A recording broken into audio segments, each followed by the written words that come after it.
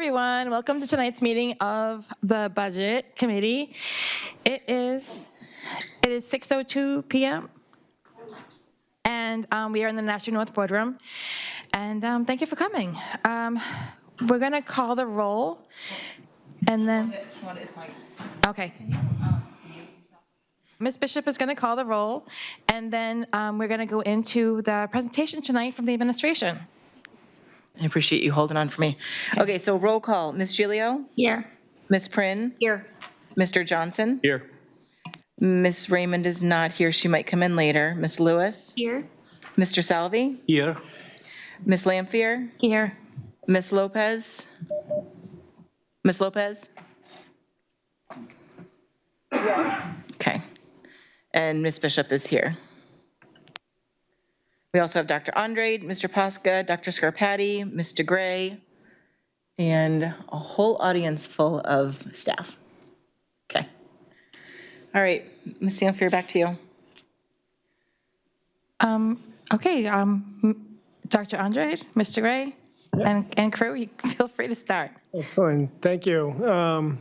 So this is, again, part two, and we'll continue the presentation. And tonight, again, it's not as so heavy on information, but we'll get into much more conversation and where we're kind of going. So next slide. So there was a question that came up last night, and I want to thank Director Gingras for coming up how quickly of how many students that we have in athletics that have IEPs or ELL and 504. So we were able to break it down by our total athletes, number of students on IEPs, our ELL students, 91 at South and 53 at North, and then the number of students on 504. So I knew it last night that Ms. Gingras would have the number really available really quickly, and she did not disappoint. So tonight we're going to start going through the districts by the numbers. So as we start reviewing, and we did this last night, we roughly have 9,500 students in the district. Our budget, including benefits, was $191 million. Our average class size at 19.4, just over 2,000 staff members. Our graduating class last year, and again, our spoken languages and the percentages of students who, upon graduation, these are the post-secondary moves. Next slide. And again, as a review from last night, Nashua over the years, from 2014 through 2025, the steady decrease of student population, and then a relatively flat number of FTEs over the last 10 years.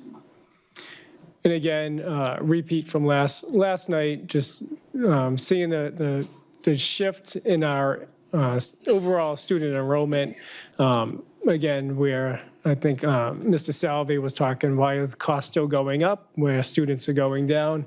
And a lot of it relates to our changing demographics. You can see the number of ELL students increasing, doubling over 10 years, and then the increase of our students with special education, and especially our intensive needs population requiring more services. Yeah. I just wanted to point out real quickly that as you can see by this slide, the percentage of children that are in ELL and special education is a lot higher than the percentage of kids in ELL and special education that are in athletics.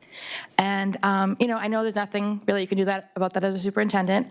I just wanted to point out that it is a sign that our district really is not as fully inclusive as we would like. Okay. So that's something that I hope that, hope we can work on in the coming years.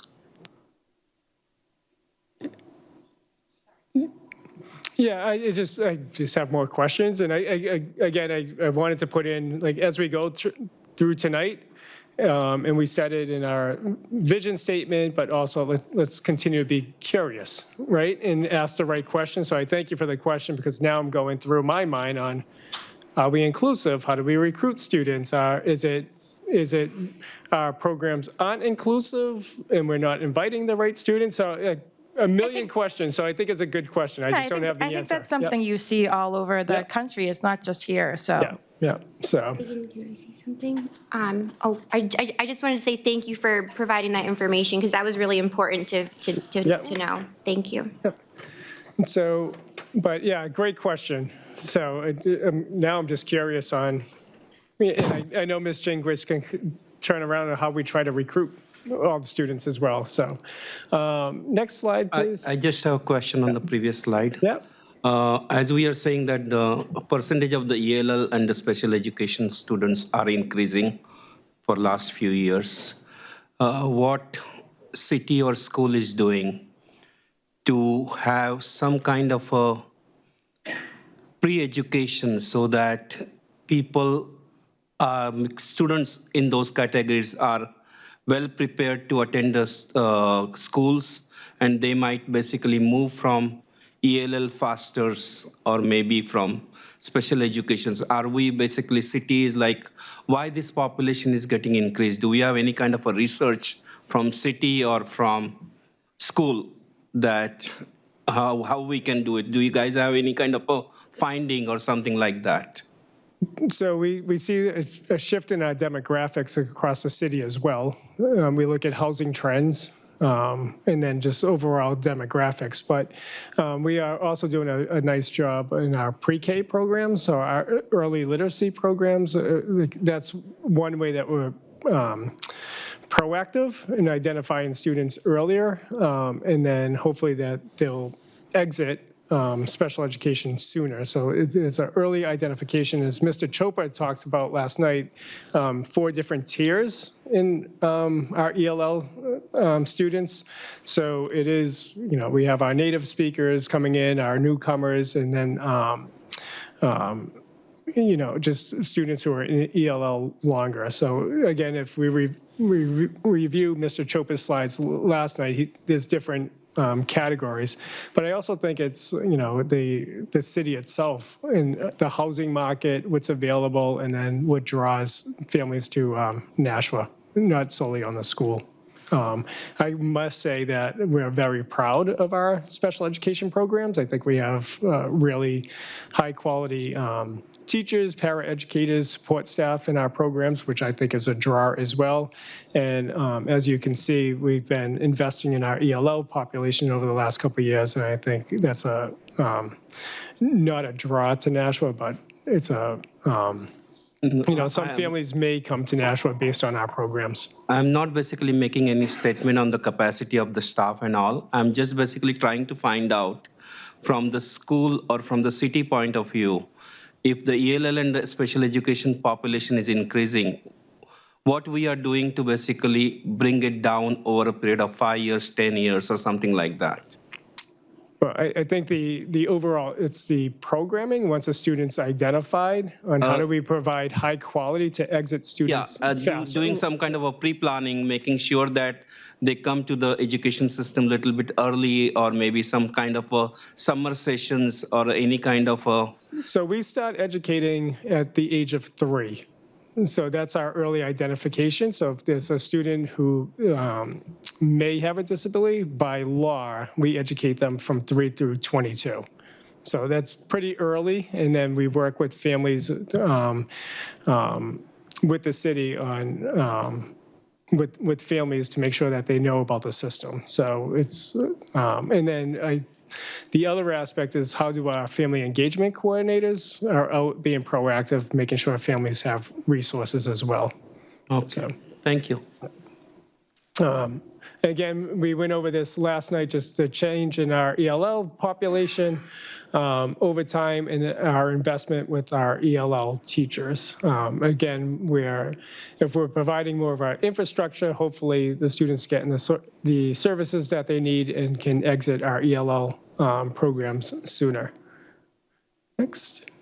And this is just a different way of looking at what was their average caseloads over the years. And we could see we were as high as 1 teacher to 56 students, and we're down to 1 teacher to 35 this current year. Next. And this slide is looking at our projected class sizes for next year. And this is at our elementary level. So as I mentioned earlier, our average class size is about 19 across the district. And at our elementary, you can see the highlighted classrooms that we have kind of watches on. So Birch Hill in kindergarten, we currently have 3 teachers assigned to K, and there's about 40 students. That's 13 kids in a class. That's relatively low. If we make a shift at the elementary level at Birch Hill, it could be 2 teachers with a class size of 20. You can see a bicentennial class size that we're watching. Amherst Street, Dr. Crisp, Fairgrounds, Maine Dunstable, Mount Pleasant across the board. But overall, you can see across the district that our class sizes are in really good shape. And then we will look at some anomalies to make sure that we can balance out class sizes at the elementary. Any questions here?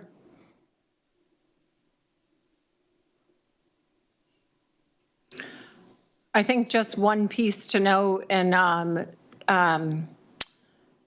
Jen can hop into if she'd like, but so this is projection kind of snapshot in time as of now, right? So as we talked last evening, if open enrollment does increase, variance requests come in, et cetera, some of this potentially could change.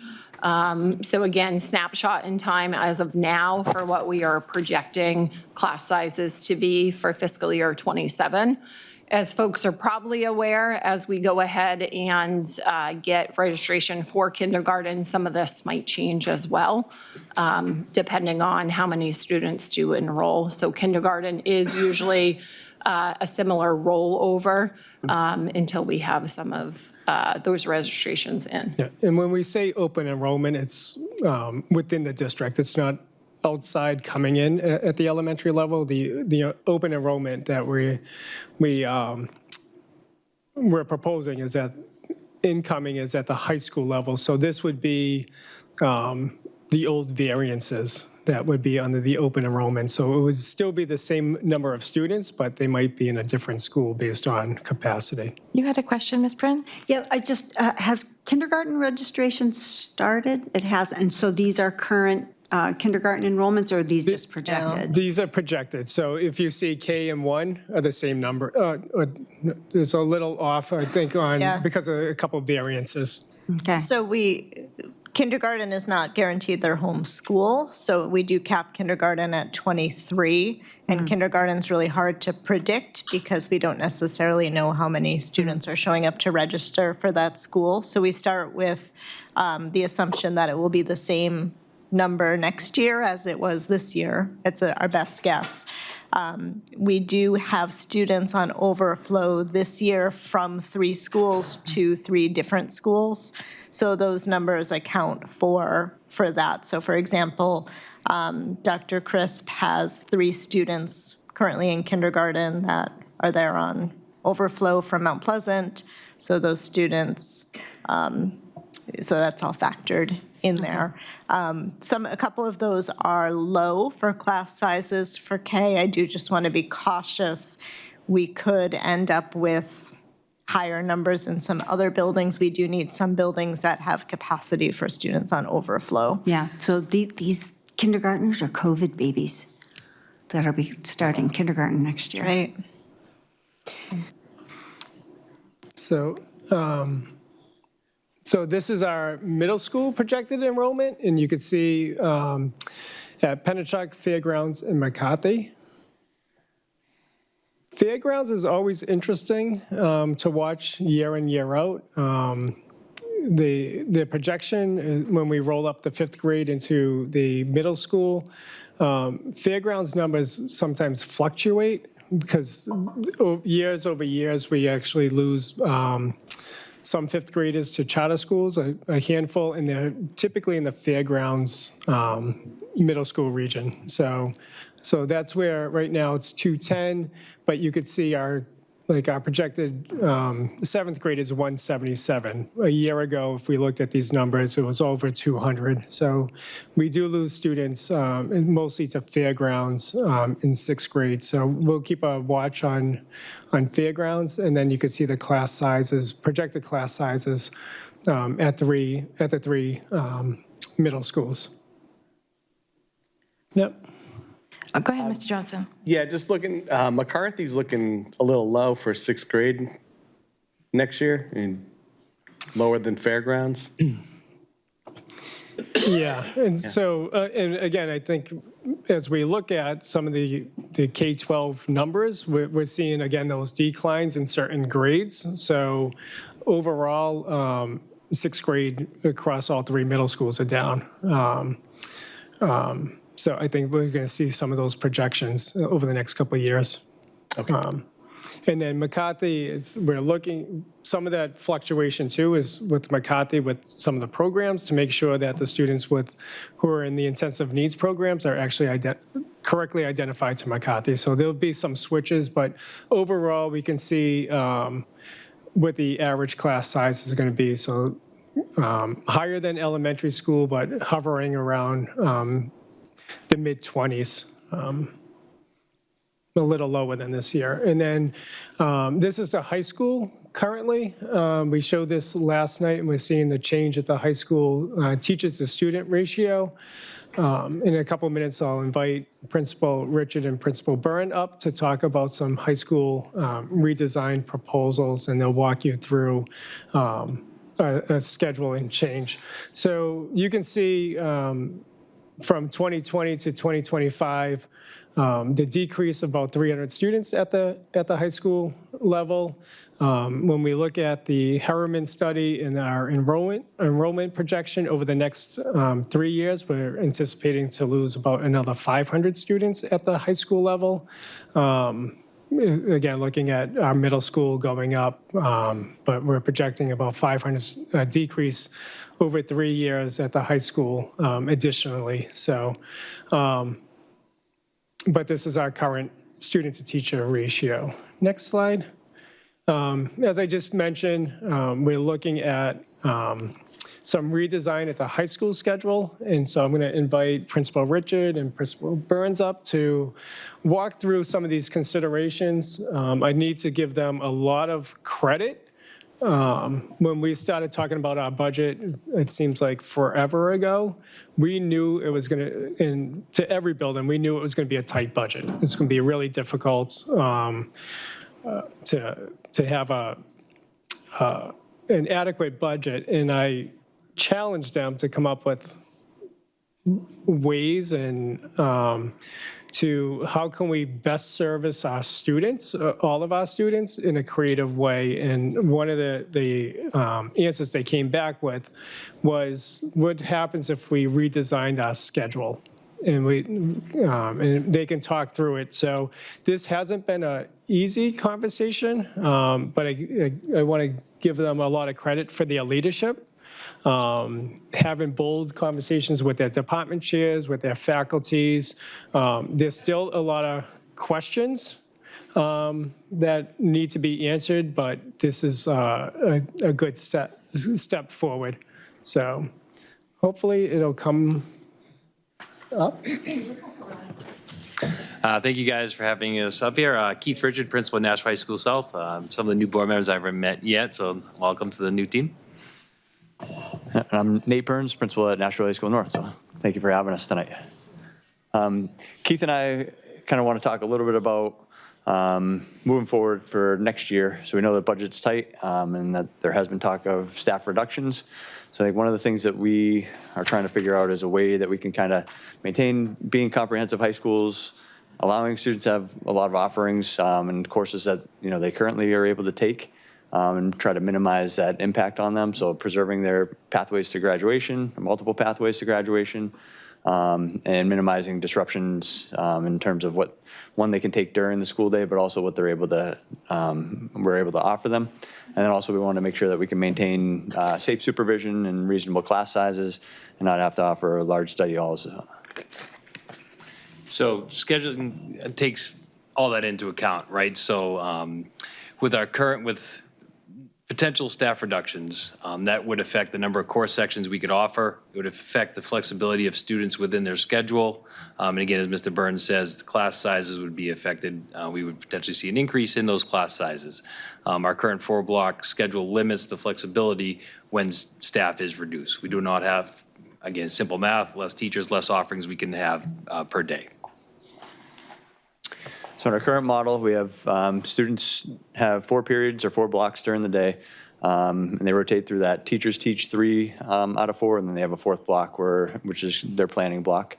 Class periods are a little over 80 minutes, 86 minutes long, and then we have fewer slots to put kids in during the day. So there are times where, if we have quarter classes or we have students that are new to the district, that sometimes we have holes that end up in their schedules that we don't have a place to put them because of how the scheduling kind of shakes out. So when those schedules are reduced even further, we have even less flexibility for our offerings.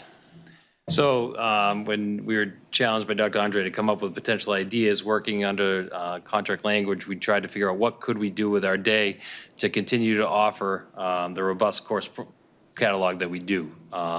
Listening last night to the open enrollment discussion, one of the things that attracts potentially people to our high schools is our course catalog of programs, our AP courses, our NTC and CTE courses, the number of electives that we do offer our students. And with that in mind, that's where we kind of came up with this potential plan. There are some trade-offs to it. If we went to, it says 5 classes per semester, but if we went to 5 blocks per semester, we would remove E-block. That we would use that time to get the additional class in there. We do have to steal time to get the extra block in there, so it would be slightly shorter periods, but more total course opportunities for students, and it would provide some greater flexibility with our schedule, with the looming potential cuts that could be coming. So again, like he said, allows for some more efficient use of staffing. So instead of teachers teaching 6 courses, a teacher would teach 7 courses. So if we had a reduction within a department of a teacher or 2, we would lose 6 to 12 sections, which could then be absorbed by the department that might have 14 teachers in there remaining. So if you do the math, we'll show you in a little bit how that kind of works out. Reduce the need to eliminate some programs. So if we have less teachers, like he said, we can offer less courses. So we may have to look at some of our AP classes that we offer, some of our electives that we offer to classes to ensure that we're still offering our courses that students need to take to meet graduation requirements set forth by the state. And then by moving to this 5th block, we would have the opportunity to offer more electives and more of those things. So basically softens the impact on our students by these staff reductions. So just try to give an example here. If we had a department of 16 teachers, looking on the left in our current 4-block schedule, they teach 6 classes each section. We consider a section a semester-long course. So that's kind of how we do our math here. So if you teach a full year course, that's kind of 2 sections. If you're teaching a quarter, half a section. So we always use sections as a class count. So say this budget were to reduce that 16 teacher department by 2, we can only offer 84 sections. So we would have to take a hard look at what 12 classes are we not going to be offering next year. We have to offer courses that lead towards graduation, so those would stay. So things that would probably be not offered would be our electives. Also be some difficult conversations that we might have if there's a course that's on the cusp of running, we probably wouldn't run it. Because we would have to make sure that we're going to ensure that students are on a path to graduation after 4 years. With the proposed 5-block schedule, in that same scenario where we lost 2 teachers, where we add 1 section for each of those teachers, now we're at 98 sections. So actually gain 2 sections in this model. So now there's greater flexibility within our schedule, and we're not having those conversations of what courses are we not running. I think, Chris, can you just go back one more thing? So one other thing on that too is not only would we be reducing the number of sections, but we'd also have increased class sizes because of that reduction in those courses. Are there any questions on that slide? I have some questions that the union forwarded to us. and I wanted to ask them, because we represent them too. And one of the things that they're really concerned about is the loss of student support and intervention time. Like, because E-Block is, it's, a lot of people use that for extra help. Yeah, I just just math-wise, but if there's more questions, there's a couple more slides. Oh, okay, I'm So sorry. this was just more concrete of what the math is. So I just, of All right, go ahead. the rationale behind it. So I just wanted to make sure people Okay. understood the math behind here as opposed to some of the larger conversations. Okay, go ahead, guys, sorry. It's Okay, okay. you're fine. So here would just be a potential schedule that we would offer. You can see that we have our 5 blocks during the day. Lunches would fall during that 4th block. Try to, as we said, the time during the blocks would be reduced to about 72 minutes with the 5-minute passing time, which is what we currently offer for our students to go through. So again, we kind of talked about this before, but again, increased access to all the elective courses, fewer conflicts with the schedules. We potentially look at some greater flexibility for our special ed students and ELL students. Currently in our 4-block model, our ELL students, especially our newcomers, they have 2 courses that are straight ELL, and then they have 2 courses that aren't. So for some of those students, maybe they could take an additional course, or maybe have some to get out there for some different courses that might be of interest to them. We would schedule students, though, to 4 classes with a study hall. And a 5th class would be the exception, not the rule. Talking, if a student, sometimes students transfer in, and based on credits from their high school, they can't graduate in time because of our schedule. Just there's not enough courses per day. We would probably look at that student and maybe say, would they want to take a 5th class to be able to graduate with their peers and things like that. So again, a student taking 5 classes a day, where this model isn't for acceleration, this would be the criteria, there'd be a criteria set for when a student would be allowed to take a 5th course. And obviously, this changes, this affects our staff as well. So teachers versus teaching 6, they're moving to 7 sections per year. One semester, they would have 4 courses that they'd be teaching. The next semester, or vice versa, they'd have 3 sections that they teach, and then they'd also have a study hall. Class sizes, benefit to this would remain similar to what they currently are. If we were to reduce staff, those class sizes would go up. And then again, Keith alluded to this earlier, it is within the contract language so that they're not teaching more than 4 preps. Our goal would be to remain at 3 or less, ideally 2, like what we plan for now. And then they'd have 1 planning block each day that would be equal to the academic block.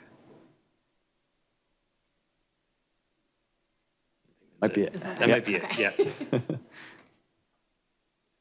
So it looks like some of the concerns around special education and ELL, could you go in a little bit to how that would be more flexible for the kids? Yeah, I think, like Keith said, so a lot of our ELL students, especially the newcomers, they're required to take 2 blocks of ELL per day.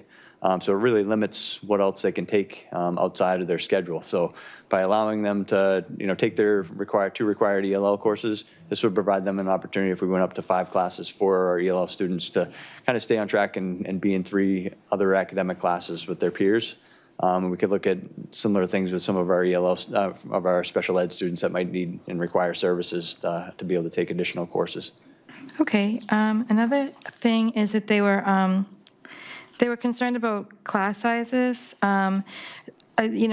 There's a little skepticism that the class sizes will actually decrease. Can you guys say why you think it will decrease? I'm not sure they will decrease, but I think we can keep the status quo where we're at. Again, that example showed there was a 2-section increase with the, that reduction we're trying to show. So those courses would probably remain about the same.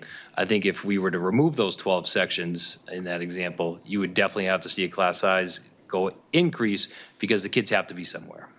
Okay, all right. Ms. Bishop, you have a question? For the kids that go back and forth between the schools, is that going to give them enough time to get to and from exits? Yeah, so I think one of the things we've talked about already is kind of piggybacking the travelers with a study hall, so that if they are traveling, that they're coming back to a study hall or that they're leaving from a study hall to kind of reduce the impact. I mean, there are going to be cases where students, that may not be able to happen, and we do have to have students that are there, but we're going to try to reduce that impact as much as possible if we can hand schedule some of those kids for traveling. Awesome. Ms. Gilio? I have two questions, and so basically, can you tell me what the difference between E-Block and a study hall is in the experience of the students involved and the teachers?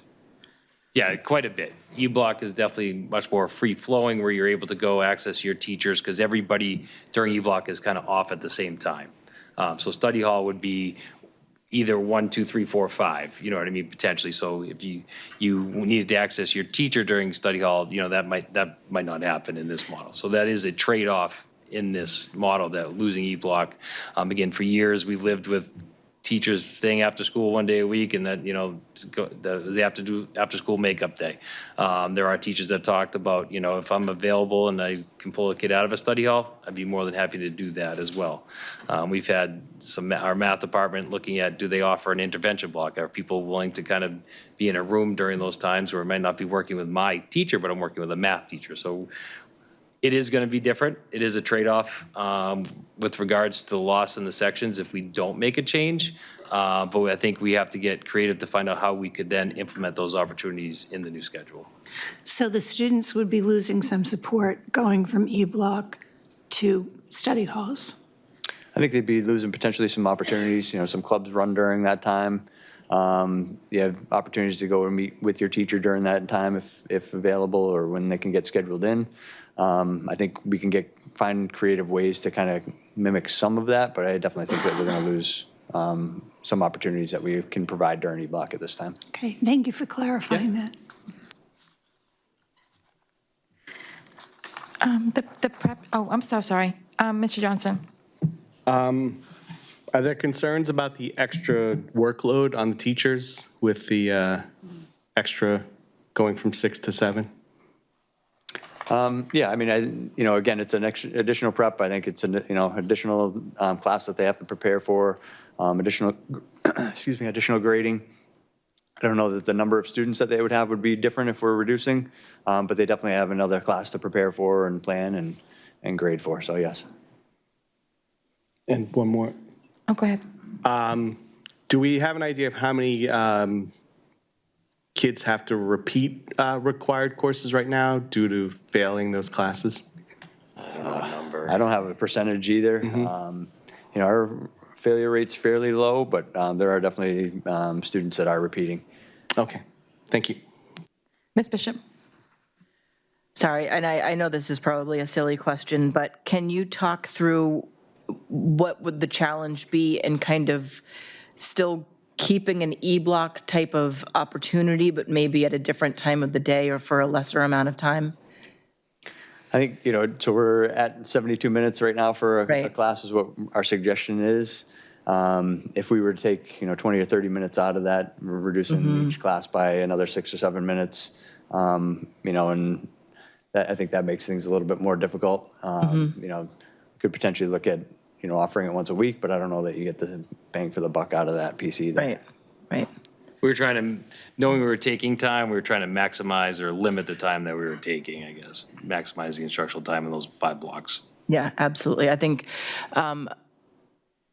coming from a 7-period day Nashua High School to 4 in an E-Block with kids now, I recognize that there's a lot more done during the day for them, and it's probably a little bit more enjoyable to be in school with not 7 periods a day. That was insane. I don't know how we did that.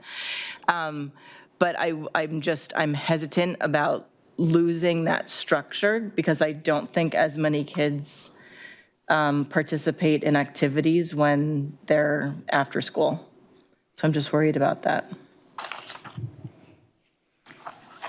Ms. Johnson? Just to build off that, Ms. Raymond sent me a question. She was asking, what about the kids who do sports and clubs? Because if we do not have an E-Block and clubs are moved to after school, that's going to interfere with the sports. So they would have to choose between and wouldn't be able to participate in both. Keith and I are longtime coaches. We coached, when we had 7-period days. We coached when we first moved to the 4-block day without E-Block. We've coached during E-Block times.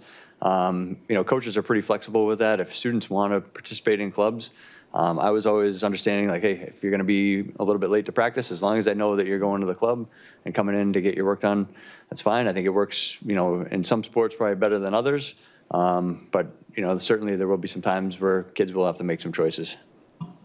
Dr. Andrade. Yeah, so I appreciate all the questions, and as I kind of alluded to earlier, I challenged the high school to come up with something. This is still a work in progress, and we're going to get through a budget in a little while, but I have complete faith in the high school administration, the high school faculties, to work through these issues, right?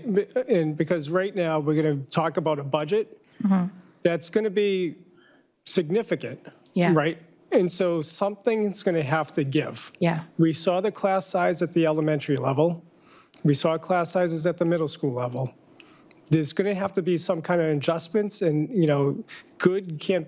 perfect can't be the enemy of good, right? We need to make progress.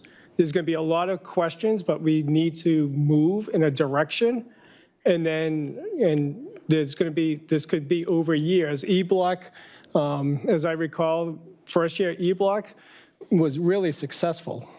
It was a lot of things that had to get solved, right? And it took a number of years to get to a point where we are now. So I think there's an aspect of what does a study hall look like? What does a structured study hall look like? So again, this is still in the infancy stage. There's still a lot of questions. But if we don't make this change and we go back to a couple slides and we say we keep the 4-period day and we eliminate teachers at that level, it's going to be actually less choices. We might maintain E-Block, but we're going to lose AP sections. We're going to lose other classes, keeping E-Block, and is that better or worse? Right, and so I think we need to weigh on that. And in this scenario, provides more opportunity for students. And so again, I think we could work through what does a study hall look like. I envision, I've been in different districts, they had structured study halls. So, in that admin period for teachers, you might have a math study hall, a social study hall, a science study hall. And if you need extra work, you go into assigned. And if you're in good standing, you're not assigned to those places. So there's different ways on how do you assign a study hall. So I think we need to work through that. Again, if in other schools, I can talk about my kids' school. When they were in good standing, study hall was first block or last block. They didn't show up, right? And so there was less kids in school, or they were able to go. So I want to be really careful. I know there's a lot of unknown questions, but this slide is really, if we keep the current schedule, and we have to make reductions, kids are going to have less offerings, and we have to look at that of what's our comprehensive program of studies. Is that better than having E-Block? Or what's that next stage? So again, they haven't had enough time for a lot of these conversations, and I think collaboratively we'll be able to walk through these. But I just want to be careful that just because we don't have all the answers, we don't actually make progress. Well, I think that the fact that you asked the high school principals about what they thought, that shows a lot of collaboration already. And I know that you guys know how valuable your workforce is. So I'm sure that you guys will work towards the best solution for everybody. Yeah. So thanks for answering some of our questions. Yeah, so this is, again, I don't want this high school aspects, but again, if we'll get into a couple slides, and the numbers aren't getting any better. Yeah. Right? And so, but I think it's really, as we stress, how are we being curious?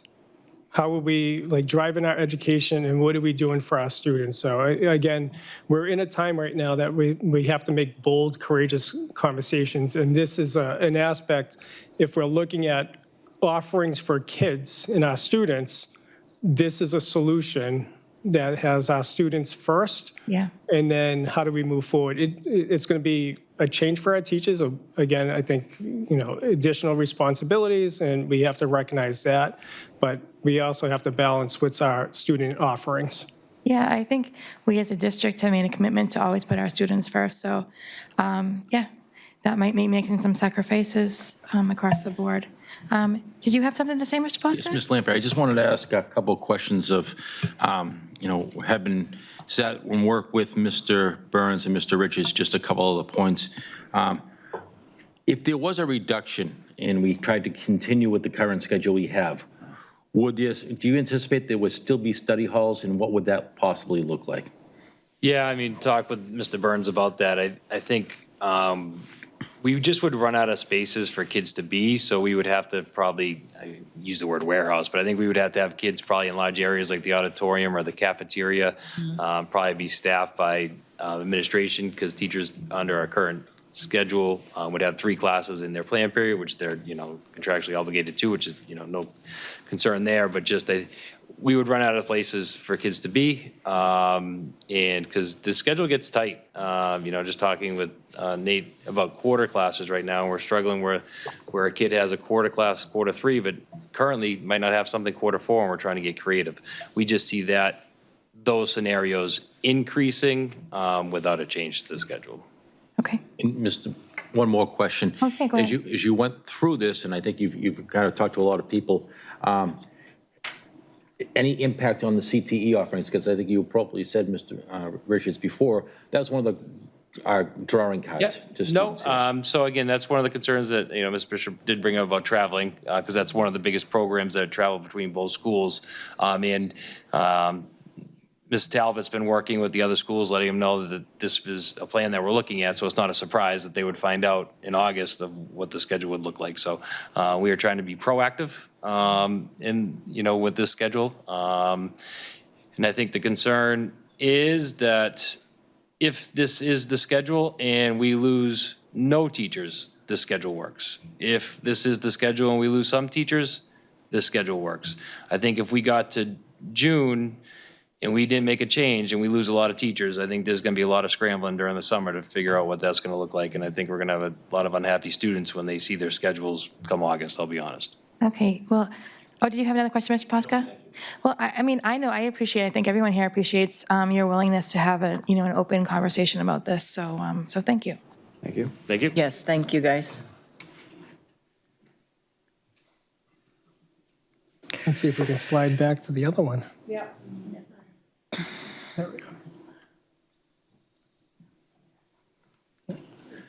So thank you, Principal Burns and Principal Richards. So I think it's really important to hear from them. And as I said, there's still a lot of questions, and I'm hoping that the dialogue and collaboration between the high school administrations and the faculty and staff moving forward, it's my hope that it's built together in those questions. So that's when we have the true ownership and we can problem solve together.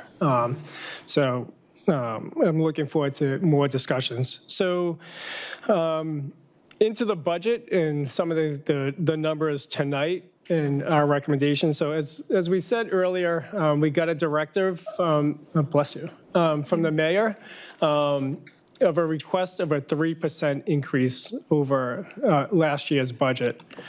As you saw last night, we rolled out, it was, if we do everything as is with our major budget increases, we're looking at an 8.8% increase. That is a far cry from a 3% from the mayor. So just a review from major budget increases. Ms. DeGray, do you want to lead us through this slide? Yeah, sure. Thank you, Dr. Andrade. So again, just a refresher from last night, these are the major increases that we proposed last night during the increase of a 8.8%. Again, transportation, just for those folks that might not have been here, transportation is going up. This is the second year of a 5-year contract. After fiscal year 27, we should see that increase be lower. There was a slide last night that showed about a 5% increase over the next 3 years after fiscal year 27. Staffing services, there is the recommendation to put an additional $275,000 in staffing services. We spent about $1.2 million last year. Again, friendly reminder, this is for our staff that is out for various reasons and does need a substitute. Educational assistance, there was an increase to make sure all collective bargaining units had the ability to access this account. Plus, there is a secondary impact coming on teacher wages. We are seeing more teachers utilize the educational assistance account. 4 new ELL teachers are in the budget. We also are currently in negotiations with NASP and Clerical. As our IT department explained yesterday, we're looking at a core switch or an infrastructure increase of about $253,000. Plant operations, we know in totality, they're going to see about a $200,000 increase. A majority of that is because of electricity. The next 2 buckets hopefully don't come as surprises, but contract services related to special education. The suggestion was to add an additional $1.8 million into the operating budget, bringing that total up to $3.5 million, and then adding an additional $1 million in special revenue, bringing special revenue up to $1.5 million. Out-of-district tuition, suggestion in operating budget to add $1 million to help with the costs that continues to arise. That's often, unfortunately, unanticipated. So currently, we have $6.2 million in this current year's budget. I would make a suggestion for $7.2 million in operating next year and go ahead and increase special revenue. So similar slide to last night. Again, if we go ahead and roll everything up, you do see that 8.8% increase, and that is without benefits. Ms. Giglio? I just had a question. I think this is for Dr. Andrade, and maybe my memory isn't serving me well, but I recall that when we were building the McCarthy Middle School, one of the plans was that we were going to offer special education that would keep our students in Nashua versus having to send them to out-of-district locations. And I know that that's being moved in small pieces, but how does that look coming up for the future to help with our out-of-district costs? Yeah, so we have, and again, kudos to our special education department, but we have retained a number of students at the middle school level and some of the high school. So the numbers are slightly less. It's been even of the number of students going out of district, but there has been a few students who could have been out of district or have returned. So the important aspect of it too is that we also have to invest. And if we're bringing students back, do we have the right programming? Again, these are students who require more specialized services, so we'll need more school psychologists, we'll need more OT, PT, and, more wraparound services than just a classroom teacher and one para, especially if a student is, of that intensity that's out of district. So we still have to invest in that program, but we have been able to return a couple students. Thank you. All right. Dr. Andrade? Yeah, and so again, I think the aspect here is, so my recommendation to the Board of Education would be a 6% increase, and that's still going to be a lot of work. So last year we got a 4% increase from the Board of Aldermen and from the mayor. You saw that 8.8% is rolling things over with some requests. Mr. Salvi said that number is really, really high last night. It is really, really high. I think even a 6%, I think this is what we, and we'll go through where some of those cuts are. This is still a high request, right? And so I think we need, again, these are the bold, courageous conversations. So a 6%, I've never asked, I was having a conversation earlier in previous districts. I think I've had 3 or 4 years combined that would add up to a 6% increase. I've never asked for a 6% increase in years, but this is where we are in Nashua. We're not asking for a lot more. This is rolling over. It's maintaining our infrastructure. This is not playgrounds. This is not furniture. This is what Mr. Gray did on the previous page, or we're doing revenue neutral kind of switches. So next slide. And this is where we will look at some of the major decreases. And so in our wages, we will look at 56 positions. And so similar to, looking at the high school and restructuring, we would be looking at 21 teachers, 18 para-educators or behavior specialists, 6 clerical, 2 tiers, 5 instructional coaches, 4 administrators, transportation, around $450,000, and contract services, a decrease of $1 million. And what's that? That gets us to a 6%. Yep. So again, just to Dr. Andre's point, from a clarity standpoint, so by doing this $3.8 million in cuts, this still gets us to a 6% increase overall. Again, the mayor's guideline was a 3%, so we are still drastically far away from that 3%. But I'm pretty sure we as the administration team do feel that, this is the best recommendation for our students and staff. Ms. Giglio? I have 2 questions. One is, since it's not on the slide that indicates the 6% increase, what would that be in terms of money? Here we go. That on one of the upcoming slides, like the total budget would be Next slide. what? Yeah, there we go. Yep. Yep. So is it at the bottom? So the total budget at a 6% increase without benefits would be $144,481,666. So again, that is a 6% increase from where we sit today. And again, that is without benefits. Okay, and let's see, my other question was, it slipped out of my mind, but it'll come back to me, so I'll get back to you later. Mr. Stelvey, you can go ahead. Thank you.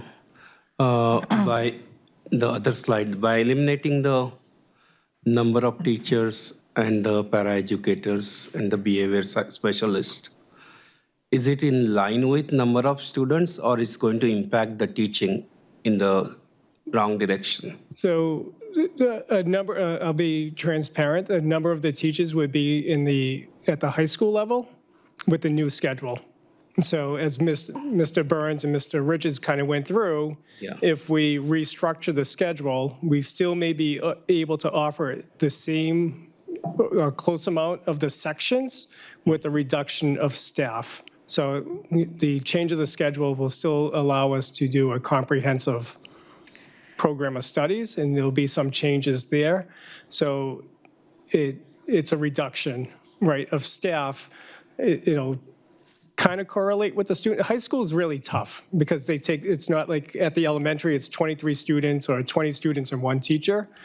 Because the high school offers a comprehensive schedule, it's a little harder to look at the numbers. But majority of these teachers would be at the high school level.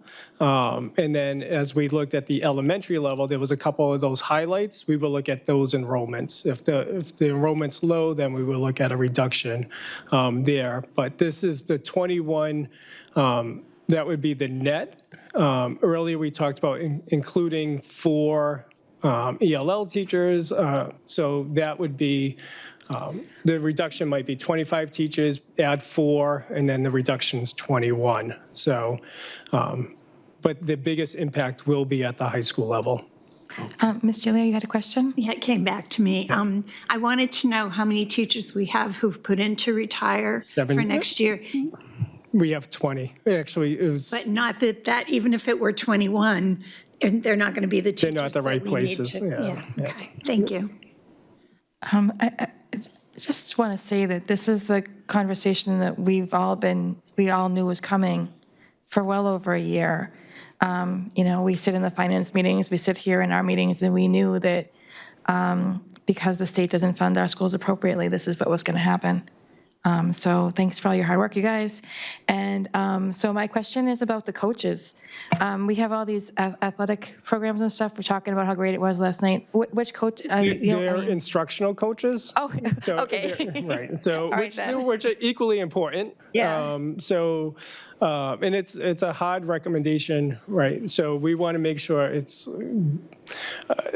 our instructional coaches work really hard on ensuring our Tier 1 instruction. And we've been talking about Tier 1 instruction for the last 4 years. So it's hard to make that recommendation. But I also know instructional coaches, all things being, like, I can't lose a second grade teacher and keep a coach, right? And so I think those are, like, at some point, we're starting to make harder kind of conversations. So instructional coaches are more in like a, I hate to say, a Tier 2 as opposed to a Tier 1, that, or a bucket 1 or a bucket 2.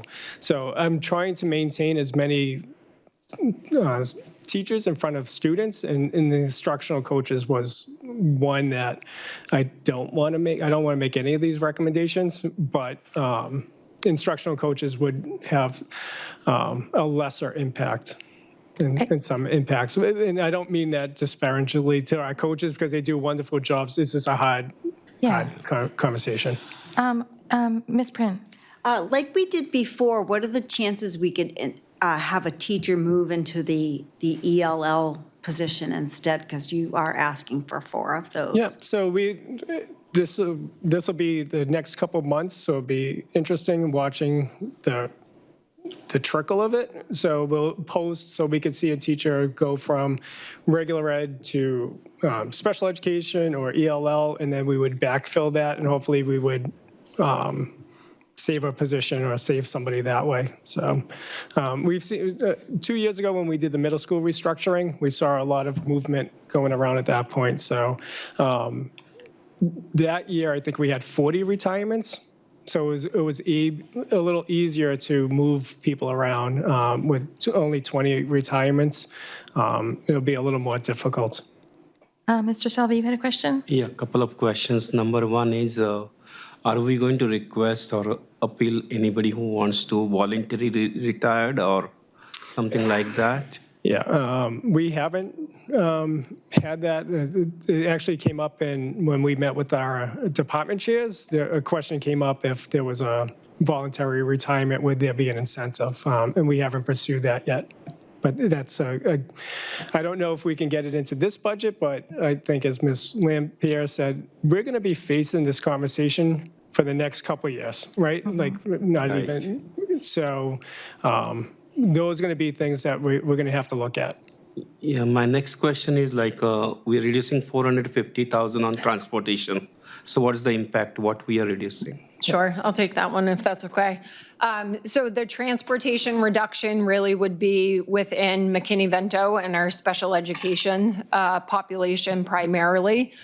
We'd also work with First Student and some of our other vendors who are providing the specialized transportation to see how we can go ahead and consolidate either some additional routes or try to go ahead and set out an RFP for some of the non-First Student transportation to go ahead and bring that down. Ms. Lewis? Oh, thank you. Just to clarify, so I was just looking back at the PowerPoint. I see here that, so these numbers, the 56 positions, you said that it was for high school, correct? No. That's in total, but most of the biggest impact will be teachers at the high school. The paraeducators will be across the district. Okay. And same thing with clerical. Tiers are at the elementary level. What we are looking at, and I want to thank Dr. Scarpati working with the elementary principals, we are looking at for converting tiers into STEM teachers. So again, we recognize all the work that the tiers do, but I think we can provide a more rigorous opportunity for our elementary students with certified STEM teachers as opposed to TIAs. Okay. So we're looking at that investment. Thank you. So I see here, and this was on the slide for the high school teachers to student ratio. For 2025 to 26, the number here is 239. What would that number look like for this following year? And then what would that student to teacher ratio look like? So once we get our master schedule and we're able to roll and we see the reductions, we can roll that number. It would be too early to project. What's going to be hard over the next couple months, and it was asked do we know what teachers would be eliminated during this budget cycle? The high school schedule is probably not going to be completed to April or May. And then that's where we'll be able to identify which teachers would we would reduce. So that's going to take time, and then we'll come in front of the board. And at that time, once we know what the master schedule looks like, we'll be able to calculate our ratios. But tonight is a little too early until they run the master schedule. Okay. Ms. Gilio has a question. Is it okay if she asks hers? We'll go back to you after. Yeah, no worries. So my question is about the paraeducator, behavior specialist, the 18 positions that would be cut. Would we be cutting the people that we're hiring through the agencies to give us more savings per Yes. staff member? Yes. So those would Yeah. be the ones to go first? Yes. So we currently have about 60 contract agents.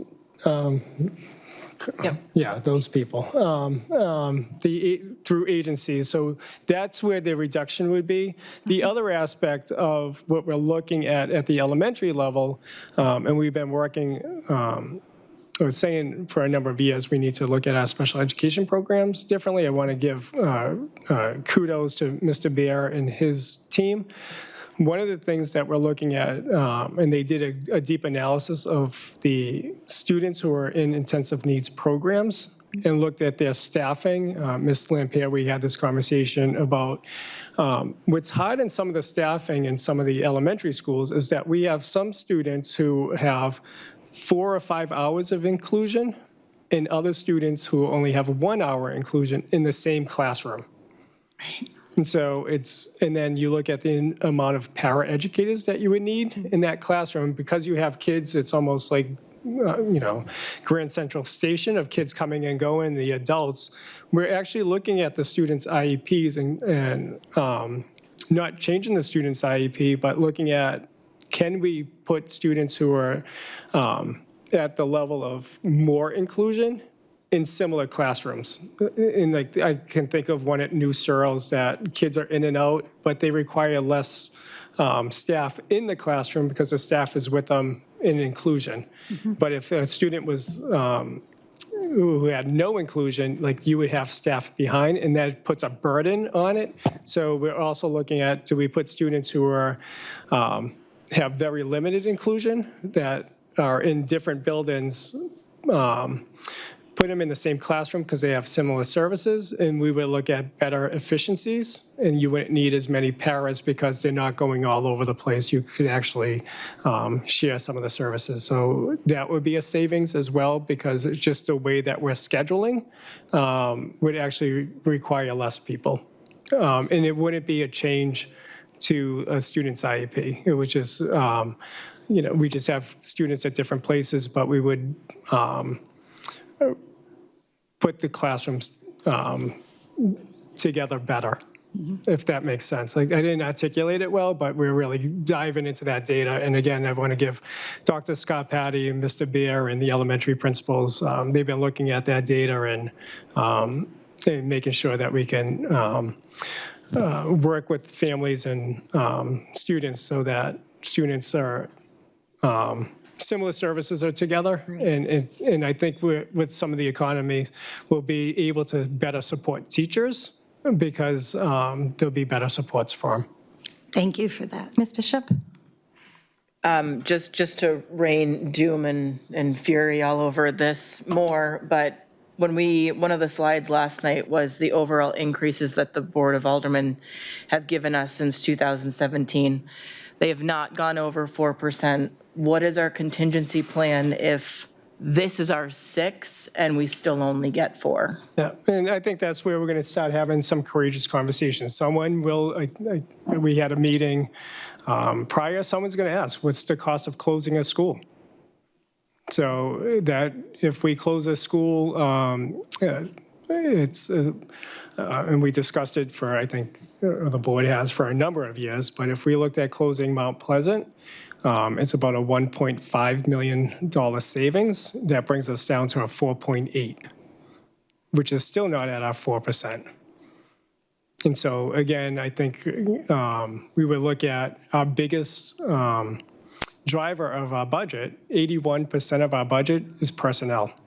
So we would still be looking at personnel and deeper cuts. As we kind of go through our lines, we only can cut so much paper. We only can cut so much instructional supplies. There's 81% of our budget is personnel, and then we have our transportation costs, we have our electricity costs. So closing a school could be on the line. I'm hoping we don't have to make that recommendation this year. It's my real hope that we look at really the facility study, make an informed decision with that data. And then again, as we said, we can start projecting. This is why it's important for multi-year budgets, because that could be a savings that the community can rally upon of what is the plan if we have to close a school.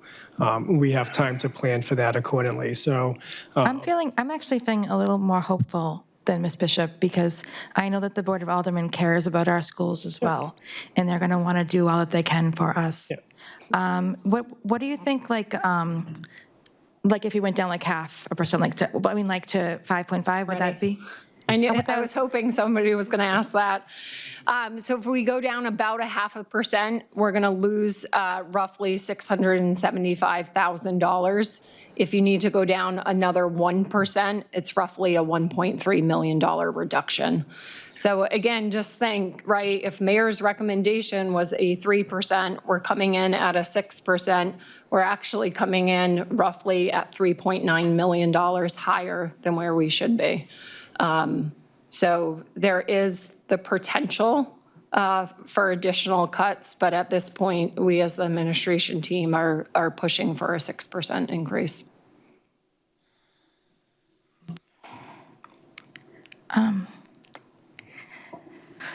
Okay, well. Tough situation. I think the important message, as Dr. Andrade has alluded to, and we've talked about it through finance and operations over the course of the year I've been here, like this isn't just a this year's problem. It is this year and future years. And Dr. Andrade said earlier before we started tonight's presentation, in the sense of, if we get more, then what are we doing, right? I think we need to truly think about some of the conversations that were kicked around last evening. There was a lot of talk about playgrounds. There was a lot of talk about the benefits of that outdoor space. Some of those one-time costs versus investing in additional positions that year over year we're going to potentially be in a similar situation. I, as CFO, would not advise you guys to do that. Like we truly looked at the positions that we potentially could cut that would go ahead and least impact our students. And unfortunately, the enrollment is going down. We've seen that year over year. Mr. Shelby? Yeah. So those 4% increase suppose happens, okay? So from where the money is coming? So where would we find the potential savings? Yeah, 4%, we have to bring 4% more into the, our spending capacity has increased by 4% if the mayor approves that budget. So where the mayor and city is going to collect that 4% or? Yeah, that's this tax base, right? Like, it's, yeah. Ms. Bishop? What I have to say is not really a question. It's more, even with an 8.8, just to keep us going, the direction that we're going still doesn't allow us for the kind of growth that I would like to be doing, the kind of, experiential opportunities that we can expand upon within our schools. I think our schools are fantastic as they are, but we're going into the future and we need to continue to increase the opportunities that our kids are going into different jobs that we don't even know about. We have to get ready for those. Every year that we continue to just do what we need to do to get by, we're not increasing the opportunities for the students. And it is incredibly frustrating to run on a platform of we want to do best for our students and we want to help our schools grow. and then get stuck with the monies that we're stuck with, where even, I feel like we're just triaging every year. We're just stopping the bleed from somewhere. And it feels incredibly disheartening to be on this board during this time of the year, because this goes against every single thing that we want to do as board members, as administrators, as teachers. And it absolutely stinks to have these conversations, as courageous as they are. They're not fun. I think that we should take some comfort in knowing that school boards across the whole state are having these conversations. It's not just a Nashua issue, and I think that Nashua has done really well so far because of the support we've gotten from our city and our Board of Aldermen. So I hope that continues. Ms. Julia, you had a question?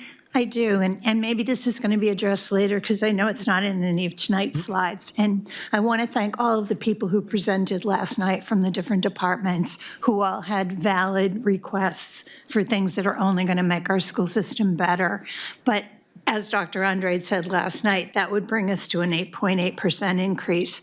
If we were fortunate enough to get the 6% increase, would there be a certain percentage that we'd ask each of those department heads to kind of look at what they requested and kind of pull back a little bit, or how would we divvy that up? That's 6%, so it's one budget. So it's their requests and their priorities are in our request already. That would include, if we get 6%, they'd be included. Their priorities are in our proposal. I mean, they have other priorities, but we asked for their top kind of priorities, so that's where we would be at. So if we happen to get 6.5, right, so like, then we would start going into those kind of different kind of conversations. So we look at it in the same conversations we have with the city. It's one budget at the end of the day, right? And so part of the rationale of presenting all the departments together, it's one Nashua. Like, so we have to prioritize what's, where our greatest student needs are, but it's not the Hunger Games between departments or schools. It's at the end of the day, we need to look at collectively what's our best budget to move forward, and do we have the right resources. Some of the aspects we were requesting earlier is, for our ATSI and our CSI school at the elementary level, like, we should be investing more in math interventionists and reading specialists at the schools in greatest need. And it's sometimes like equal, like, that aspect of we can't do everything at all the schools, especially when we have schools that are have greater needs. So some of our priorities would be looking at Dr. Crisp and Mount Pleasant and our ATSI schools, Amherst Street, of investing there. If we had to bring back more teachers, I would turn around and say, is it at the high school, or is it at Dr. Crisp? And I would recommend Dr. Crisp over a high school teacher coming back, quite honestly. Thank you, because what I was looking at was this slide, and then thinking if all of these things are being cut, and then we have to look at these people who did all that hard work to put together their requests and tell them that we can't honor those either, that it was going to be like a double whammy. Yeah, and that's why, we had those conversations of like, are we looking at, more teachers at elementary school or middle school or the high school, or do we need ELL teachers? And as a district, ELL is the priority. The other aspect I just want to, and we've been, the high school, all the principals know when we have budget meetings, it's come in revenue neutral, right? If you want something more, what are you giving up? And so that's a way to contain some of our budget, and we've been doing that. We've been horse trading different positions, that investment, in order to keep the budget lower, and we're still struggling, right, to get something lower than a 6%. And that's when we really start going deeper and having those conversations. But I want to make sure, not only for our school district, but if we're making 56 positions and closing a school and something else, is utter chaos. Ms. Bishop, you have a question? No, I was just going to ask if you wanted to check in with Ms. Lopez. Oh, of course. I'm sorry. Ms. Lopez, did you have a question? I know I should have set the phone up over there near you. Just checking in on you, Ms. Lopez. Oh, just checking in on you, Ms. Lopez. Do you have any questions?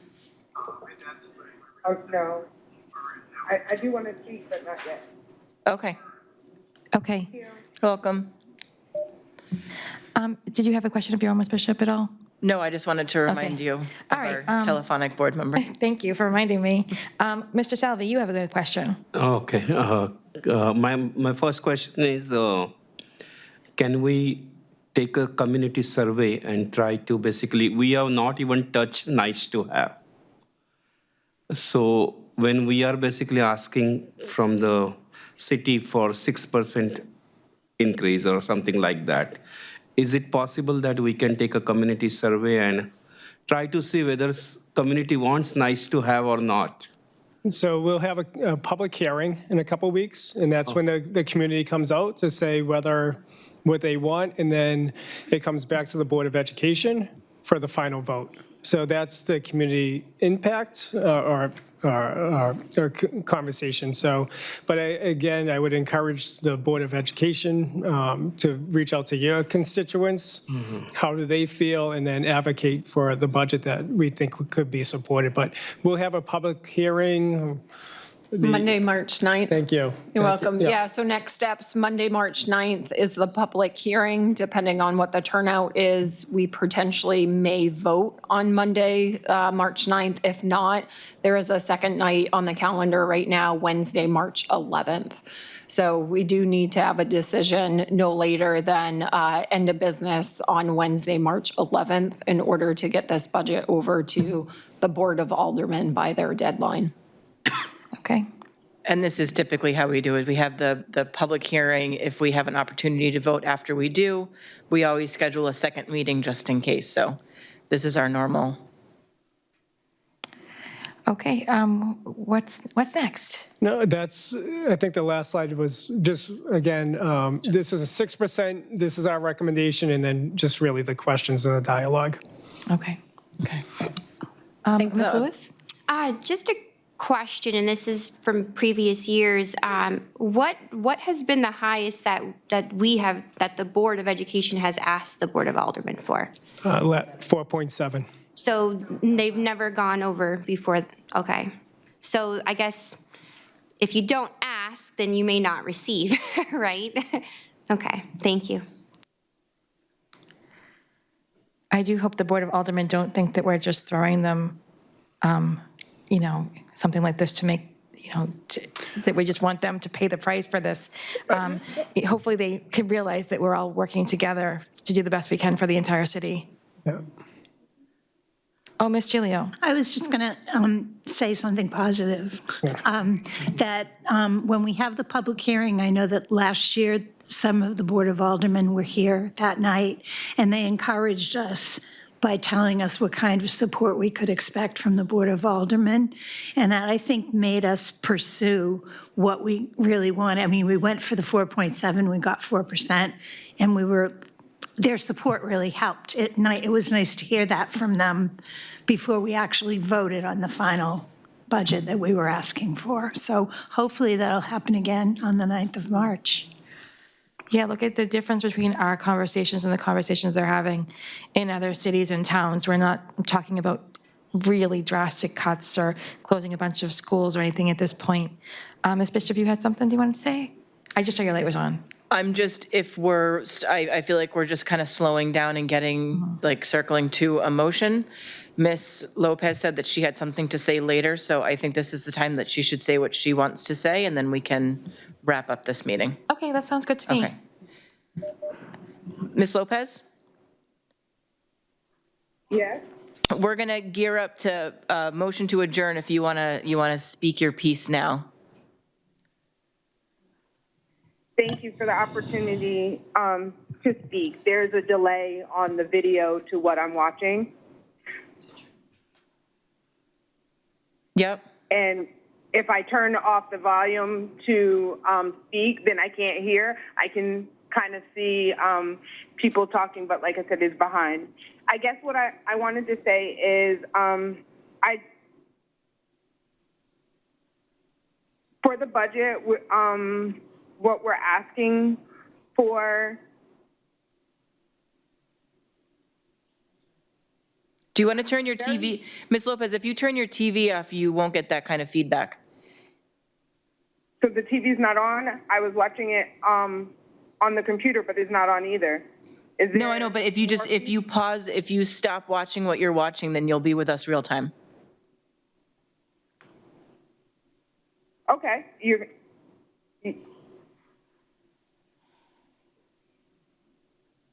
You can just speak freely. okay. So thank you. My perspective on asking for the 6% and losing the teachers, which has always been one of my strong suits. I can't wait to see how the public feels about it on the public hearing on 3/9 before we actually submit it. I heard Dr. Andre say that it's one budget, one Nashua. And I hope that everyone thinks about what we're losing. To lose this many teachers, to uproot our high school students to a 7-block, losing 14 minutes of class time where some, not all, are already struggling. To lose AP classes, it is a whole lot. I apologize for not being there in person. I had to be away for work, but I just think that the city was kind enough to just give us $3 million for our special revenue for special education, and I'm thankful that they will look at this budget and they will think it over. But this is what we were talking about last year, same time, that we should have asked for more last year, not this year, where every contract is solid and solidified for at least the next 3 years. So we know exactly where we sit, but we knew last year when we were going to ask for money what we had planned to do because some of those contracts were done then. Thank you so very much for the time. I wish you all well, health, and happiness. Thank you. Okay. Okay, thank you, Ms. Lopez. I'm looking for motion to adjourn. Motion to adjourn. Thank you, Sharon. Second. Thank you. We had to do roll call. Oh, I'm doing that. Hold on a second. So Thanks for coming, everyone. Ms. Gilio did that. Yes. Ms. Lopez, are you motion to adjourn? Yeah, aye. Aye. Okay. Ms. Gilio? Aye. Ms. Prin? Aye. Mr. Johnson? Aye. Ms. Lewis? Aye. Mr. Salvi? Ms. Lampier? Aye. And I am an aye as well. We are adjourned at 7:28.